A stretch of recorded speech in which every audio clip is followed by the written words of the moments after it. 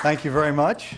It's a pleasure to be here in one of my favorite cities, which I have visited many times because over the years I spent so much time writing about Microsoft, mostly. And I've used to come to this bookstore downtown. I love the new location. It's one of my favorite bookstores, so it's great to be here. So anyway, why did I write a book about Facebook? Well, I did write about technology for Fortune for about 20 years. And in the summer of 2006, I had the good fortune to meet Mark Zuckerberg, kind of just because they called me up and the PR person said, "You want to meet Mark Zuckerberg?" And I actually had to think about it at the time. Okay. And then I met him, and he totally impressed me from the first time I met him. And it's interesting to recall the meeting I had with him, which was in the first week of September 2006, was at the height of the newsfeed controversy, which any students of Facebook will know was the biggest protest of its members that ever occurred, by far much, much bigger than the recent privacy controversies on a proportional basis. 10% of the members of Facebook were actively protesting the service. And what struck me in meeting him at the height of that was, even though he'd spent the night before staying up all night writing a letter of apology to the members, he was not even interested in talking about the newsfeed controversy at our lunch. He only wanted to talk about the long-term vision of what he thought he was building and why he was doing it and how he thought the world was changing. Very big picture. And at the time, he was 22 years old. And I remember thinking when he walked up, I could not believe he was the CEO of a company. He looked like, you know, too young to be my kid, practically. And he was with Chris Hughes, who was one of his co-founders, who looked even younger than him. These guys look a little older now. They still are very young. They're still only 26. But anyway, so I wrote a piece called Why Facebook Matters. And that kind of got me off on the track of thinking hard about Facebook. And I was lucky that I had that early exposure. Facebook had 9 million members at the time when I first met him. And you know, then it just kept getting bigger and bigger at an incredible pace. And I decided this thing was becoming much more important than most people realized and was likely to continue to grow quite dramatically. So in January 2008, I asked Zuckerberg if, you know, he would be interested in cooperating with me if I were to write a book. And without even thinking about it, he said, "Go for it." And so I kind of had no choice but to pursue it after that. It was an amazing opportunity because he really opened up the doors of the company completely wide. And I have never had so much cooperation from a company as a journalist as I had from them. And it's kind of incredible to me that they were so open, but there's a certain logic to it, actually, because Facebook uniquely is founded on a belief in transparency and openness, and Zuckerberg is the one from whom all that flows, and he really does practice what he preaches to a not complete extent, but at least when it came to working with a journalist who was trying to write about his company, he was amazingly open and basically told all of his employees and friends to tell me anything I asked them. In fact, there were repeated occasions when I was doing interviews at Facebook, and frequently there'd be a PR person sitting there, and I'd ask a question, and the employee would turn to the PR person and say, "Can I answer that?" And they would say, "Yeah, you could pretty much be open with David." Like, they never said no. I mean, it was amazing. And, you know, if you ever write about companies, they always say, "No, no, don't talk about that." And so that was really why I wrote the book, because I found that I had this amazing access, and I also had an image in my own head of the significance of this phenomenon and how it was continuing to grow. And, you know, not to pat myself on the back, but when I asked them about whether he'd cooperate with me, they had 55 million users. And today they have over 500 million. So I feel like I made the right gamble on this company. You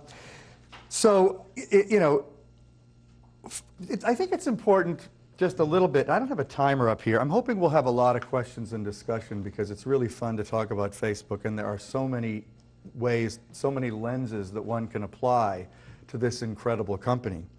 But I thought it would be worth just quickly describing, in my opinion, what Facebook does, what makes it unique. Because there have been social networks before Facebook, and there probably will be some version of social networks after Facebook. But the question really is a pretty profound one. Why did this service grow to 500 million when other services that existed when it started, notably MySpace, Friendster, Orkut, Bebo, those four in particular, all of which at one time or another had at least 50 million users, have more or less all withered away or turned into something completely different. And there are several reasons. But the biggest single one is that Facebook is based around genuine identity. On Facebook, you have to really be yourself in order to get the benefits that the software is designed to give you. In other words, you can pretend to be someone you're not, but you won't really have a lot of friends, because the whole point of Facebook is to connect with people you really know, and they're not going to know it's you if you don't use your real name. Now, if you tell all your friends, oh, I'm on there under a pseudonym, maybe. I have one friend who's a pretty famous novelist in New York, and because he's famous, he can't really use Facebook the way it's supposed to be used because he's always being bugged because he's famous. So he's on there under a made-up name. And he did go around telling all his friends, this is now me, I'm closing my Facebook profile and turning it into a page. So some people do that. But the point is that, not to contradict myself, but Facebook is based around genuine identity. And all the other services, most notably MySpace, really were all about role-playing, pseudonyms, handles, and pretty much the internet until Facebook came along was a place of primarily anonymity and pseudonyms. And very few people used their real name in anything they did on the internet. Like on AOL, I was David K4068. There wasn't even room in an AOL email address to use your full name. But it's interesting, I've just realized lately, I hadn't even thought about this until after I finished the book, but I always sort of resisted this anonymity of the internet and thought if I'm going to be on there identifying myself, there's no reason not to use my real name. So my email address is david_kirkpatrick@yahoo.com, which I gave myself in like 1995. So some part of me was kind of oriented towards this mindset of identifying myself, and probably wasn't as offended by some aspects of Facebook as certain other members of my generation, which is the baby boom.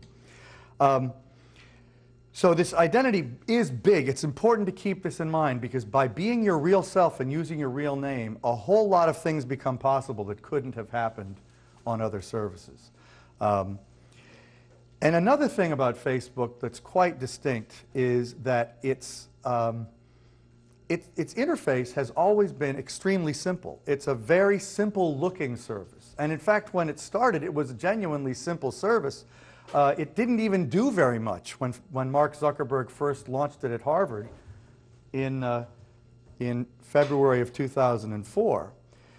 It really only allowed you to put up your name and a little bit of information about you, put up what classes you were taking at Harvard, and connect to other people.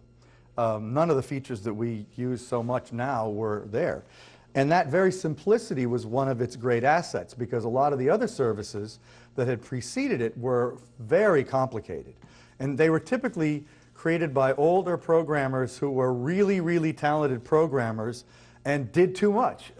They put too much in there. There was this service called Club Nexus, which was actually the very first college-oriented social network, which was launched at Stanford in 2001 by a guy named Orkut Büyükoktan, who later went to Google and created Orkut, which was named after him.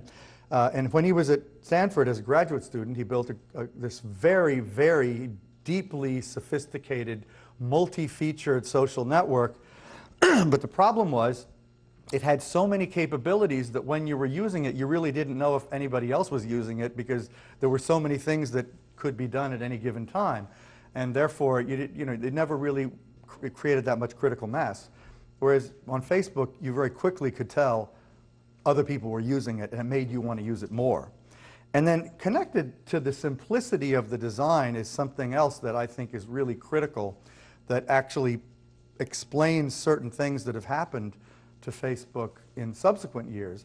And that is that Zuckerberg really is a serious geek and a programmer par excellence, and he thinks like a programmer, and he really believes that this product is basically poor, and it constantly must be improved, or some other internet startup will come and eat his lunch.